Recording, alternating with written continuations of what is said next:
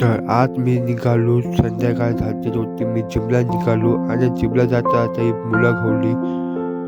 ती खेळत होती, तर मी त्यांचा व्हिडिओ शूट केला थोडासा आणि बघू शकता का ती काय काय केला त्याही.